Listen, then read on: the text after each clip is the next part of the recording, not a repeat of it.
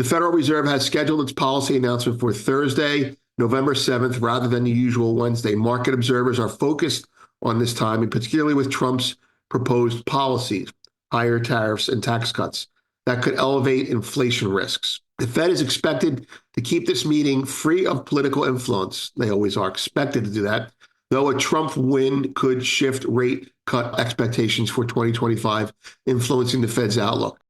Welcome to the Morning Markets and Metals with Vince Lanci, where each morning Vince brings you the financial and precious metals news to get you ready for your day. And now, here's Vince. Good morning, everyone. I'm Vince Lanci. Today's market rundown, we're going to prep y'all for the Fed decision day, which should not be surprising, but could be informative moving forward, especially in context of the election. Before we do that, let's take a look at the markets. That's the gold market there. Here we go. The dollar is down 36.37 at 104.76.75. 10-year yields are 4.43, unchanged after a torrid rally yesterday. S&P 500 is 59.40, higher. VIX is 15.66, lower.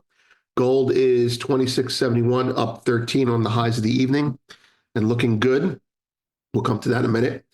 Silver is up 6 cents, 31.23. They're back to their old games. Copper is 4.33, up 10 cents, 2.5%. Yeah, they're selling silver to buy gold again.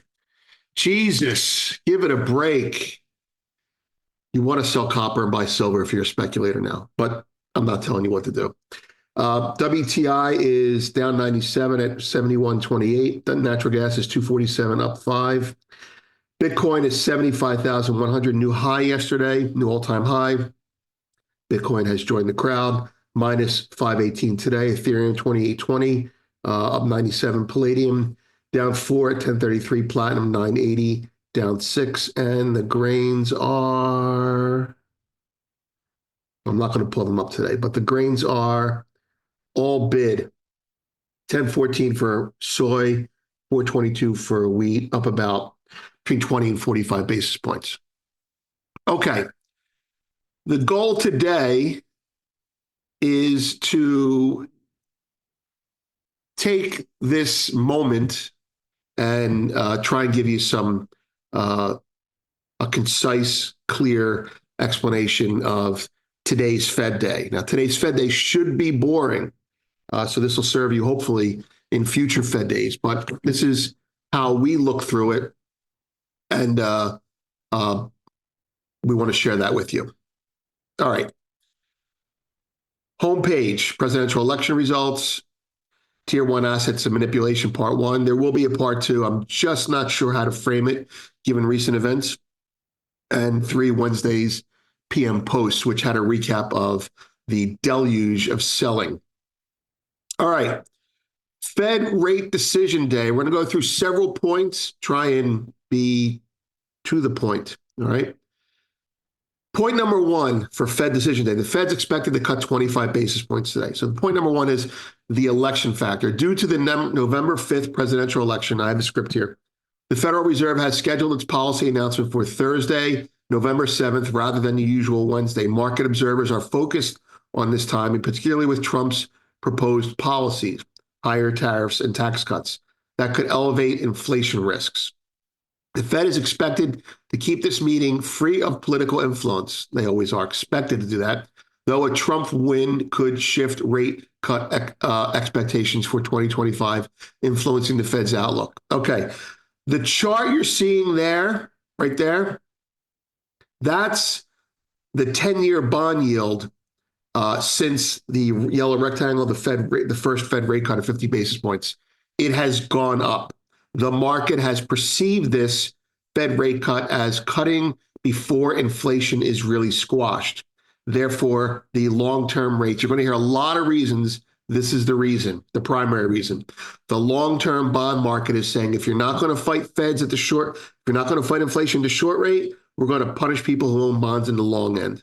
And that's what's happening. The market says inflation is still here. Now, with regards to Trump, you can make the case accurately that, or at least the market is accurate to its own accuracy, that as Trump's election became more apparent, victory became more apparent, longer term rates accelerated in their rise. And that would be true. But I think the more important part is, which is what's implied by what I just said. If long-term rates are going to rise out of fear of inflation, then the Fed is probably going to cut back on its cuts. Powell will be a little bit more stingy with his rate cuts. Second one, Powell's focus given the Trump wild card. I think I just did that. I think I got ahead of myself there. Let's see. Bank of America anticipates that Powell will reaffirm the Fed's stay in its lane approach. That's their phrase. What they really mean is they're going to be data dependent. Responding to economic data rather than political agenda. Still, the potential for fiscal expansion under Trump, under a Trump sweep, the GOP sweeps everything, could push the Fed to aim for a higher terminal funds rate in the long run, which is what I just said. All right, next, number 3, market and analyst rate cut predictions. Usually that's the most important over the past year, but it's pretty much the easiest one today, we think, and that is most analysts project a 25 basis point rate cut in November, lowering the target range from 450 to 475. A further 25 basis point cut in December is also widely expected, but not guaranteed, with money markets pricing in around 43 basis points between now and the end of the year, suggesting at least one cut with an 80% chance of the second cut happening, which is probably going to happen. Since the Fed's easing began with a 50 basis point cut in December, economic resilience bifurcated, but economic resilience has complicated the outlook, though a Reuters survey shows most economists expect rates about 3 to 3.25 or higher by late 2025. That doesn't help us today, but they have to write something, right? All right, what about all the data that led into today? That was number 3. What about all the data leading into today? Okay, it's been contradicting itself. Okay, what's this chart here? Okay, on one, it's small, but all right. The chart you're looking at there is a reflection of financial conditions. So mortgages have gone up, right? Mortgage rates have gone higher since he cut the last time, number 1. Number 2, investment grade bonds have done well. So it's so obvious. The individual can't get a mortgage, but corporations are doing fine on investment grade bonds. So there's an example of bifurcation right there. And then the more obvious one, the one that we probably all understand easiest, is that inflation still hasn't hit their target and unemployment is now creeping up. So let me read this here. October CPI came in hotter than anticipated, okay? While PPI was mixed, keeping core PCE, the Fed's favorite inflation gauge, close to forecast. Close, but no cigar. Unemployment figures have been inconsistent, but there's definitely a trend now, okay? September data was strong, but October's report showed a marked slowdown. September's data was, I'm reading what I wrote here based on other people's reports. September's data was strong because people went back to work after the hurricane. October report showed a market drawdown, partly due to hurricanes and strikes. I don't know about that. Unemployment held steady at 4.1%, close to the Fed's year-end projection of 4.4%. However, analysts that I agree with expect Powell to strike a balanced tone, recognizing economic resilience, but signaling that the Fed remains open to adjustments. Pretty non-controversial there, right? All right. This one here, Fed Statement Watch. Professionals will spend a lot of time looking at the Fed statement, trying to predict what will change. And those matter when you're trying to react quickly. Now, we don't care too much for them on a day-to-day basis, but change in wording really means a lot because you can't be ambiguous. You have to be you have to say what you mean in these things, because these are the records. So there's a hypothetical one marked up. I'm not sure who marked this one up. It might have been News Squawk. I'm not sure. All right. Fed in fighting risk. Okay, that's a dramatic word. I use that word, right? While most Fed officials are likely to support a 25-point basis cut, Fed Governor Bowman may dissent, favoring a smaller reduction due to persistent inflation concerns and a strong labor market. So no real dissent there, but it may be creeping up into the future. Fed press conference focus. Powell is expected. Okay, the Fed press conference. Powell is expected to acknowledge Q3 strong GDP. GDP was better than expected for Q3, and job growth was strong in Q3. But the growth, if thinking like an economist, right? The growth allows the Fed to back off on rate cuts. He probably regrets cutting 50 basis points. Okay, but it was political. It gave him political cover.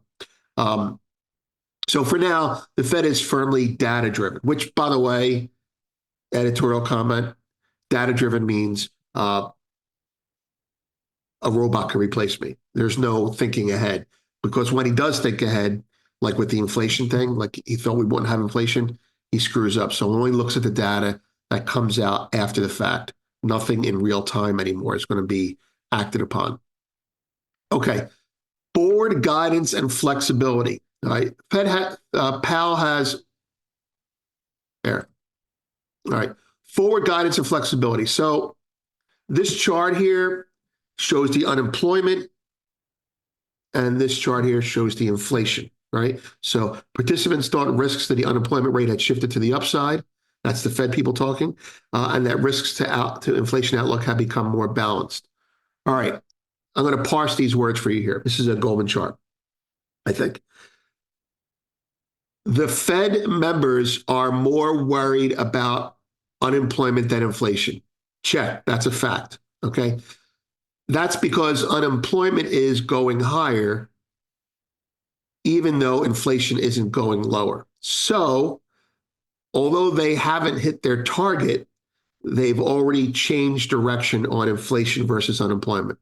Translation, government always fucking defers to inflation over unemployment. Always. That's it. That's the bias creeping in to the Fed. They need to stop unemployment from going up too high, and they will sacrifice inflation to do that. They basically said, we've shit canned our 2% target. We have to go and tolerate 3%. And you know that because they're going to raise their target, whatever it is. Maybe it's 3.25. It's going to go to 3.9. Raising the target, meaning how low they'll go with rates, is raising the target on rates is like raising the target, on inflation that you'll tolerate. That's it, right? So with September's roughly balanced risk assessment, right? Unemployment's higher, inflation's higher. It's like, death by shark or, death by, I don't know, octopus, whatever. Get my pen later. The Fed's focus now tilts towards the labor market, as I just said, which showed softness in October. Despite external factors like hurricanes, revisions suggest a cooling trend. Inflation remains above target, but the Fed has indicated it doesn't want to overly weaken the labor market to manage prices, making job data crucial for future rate decisions. Okay? Given the choice between inflation and recession, they always choose inflation. Labor market versus inflation. There's a couple of charts for you on that. What do I have here? Core PCE inflation has firmed of late, right? So this little section right here on the right, it's going back up, following a string of soft prints. So the downtrend is over, the uptrend has begun, or at least the steadying has begun, reflecting firmed readings for the PCE supercore. Supercore is what they care about more than anything else. Private NFP, meanwhile, this is jobs. Jobs are going down, right? The job growth is deteriorating. Those people that are still working are getting raises. That would be union people. And those people that are not still working are, getting fired, I guess you would call that. Incidentally, before we go to news and analysis, we're going to put out something I think that's going to help give you a reference point for who Donald Trump is as an economic person. What is he? Is he neo-Keynesian? Is he neoliberal? He obviously doesn't seem to be that, and he's not. Is he a techno person? Is he? Well, I'll tell you what he is. He's a classic corporatist, and they never talk about what a classic corporatist is. We're going to do that for you because he is basically a mid 20th century classic corporatist. And it really is kind of what we need right now in this country. Good and bad, it really is what we need. Classic corporatists care about industry. And I'll get into like they hate unions, but they hate financial banks more. That's the key to a classic corporatist. They hate bottom feeders. They think finance people are bottom feeders. And even though, well, we'll get into what he did and did not do last time correctly, but that's your framework. Okay. He's going to build his way out of everything, build the wall, build the factories, build coalitions that of good negotiations. That's his thing. Whether he's good at it or not, we don't know, but that's what he's going to do. Anyway, news analysis. Donald Trump elected 47th president of the USA. Michael Every, Rabobank. This is a political realignment. That's a sentence from actually a pretty good recap. Michael is continental thinking, and he's still being very obvious, even if most of the continent is not. Like, this is what's going on, guys. Pay attention. Equity recap. You can see that. I'm going to scroll down here. Watch your eyes. Market news. That describes everything that happened. Actually, pretty good macro news there. Geopolitics. It's not in here, but Iran came out and said what we've been saying for almost a month now. We're ready for a war of attrition with Israel. Yeah, that's right. This has got to end. It's got to end. Or Israel's going to have problems. Premium U.S. daily. We have the Goldman FOMC report, and we're sharing that with you guys. Let's take a look at the market. Let's get a verdict on if we're happy or not. We're not happy, but we're not sad. Okay, that glitch is solved.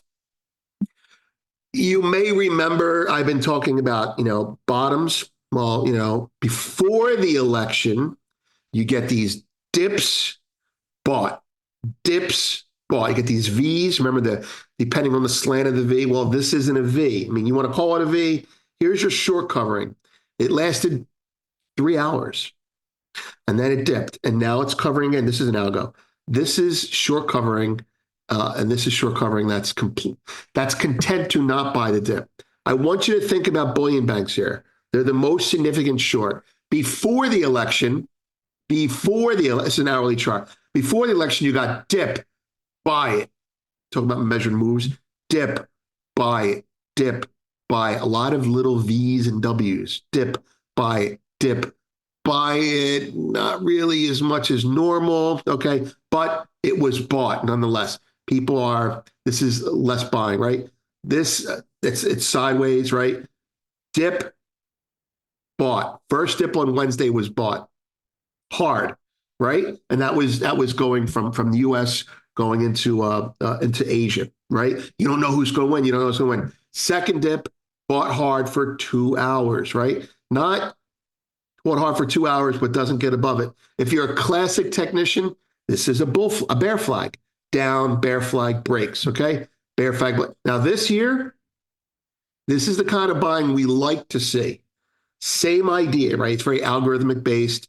It's short covering. It's could be some longs getting into. There are people that are still nervous, that are still short, right? And they're like, okay, we were right to be short. I'm talking about bullion banks here. We were right to be short, at least for this one day. Now the Fed's going to happen. Well, to the extent that they're covering, they think the Fed is going to cut 25 basis points or more. Do you believe that? Well, then you should be getting long. If you don't believe that, then you should be being flat, or being short. All right. So I just want to say to you that this is different significantly than this. Okay. V, right? I mean, it's a V for 2 hours. Really, it's an L. And L's are not the way to go here. Now, could we go back up? Sure, we can go back up. But you have to be realistic here. You have to be realistic. Well, I appreciate everything TradingView has done for me very recently. Please help me out with this thing here, whatever's going on. All right, so now gold's up 17. Pretty good. That's pretty good. We're getting into a comfort zone here. So again, Fed day, 2 days. There's before and after the decision. Before the decision, people worry about the decision. After the decision, people worry about how wrong they were. Whoever was wrongest is going to panic the most. All right. Silver. More interruptions. Sorry about that. Okay. Silver. Well, silver is a flat bottom. That's what I daily. I'm not going to change the chart again. Who the hell knows what's going to pop up? But that's pretty much it. I'm looking for silver in terms of its speed to go back to the $30 and change area. All right. That's it. Does this negate anything people like Michael Oliver say? No. This is what happens. You have a volatile market now.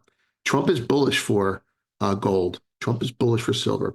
And as I said in yesterday's recap, there is another big bullish outlier that we haven't seen yet. And that's after the Fed cuts, China could do more stimulus. And that would be the end of the sell-off. All right, I'm Vince. Have a great day. Well, thanks for watching this morning's Markets and Metals with Vince Lanci.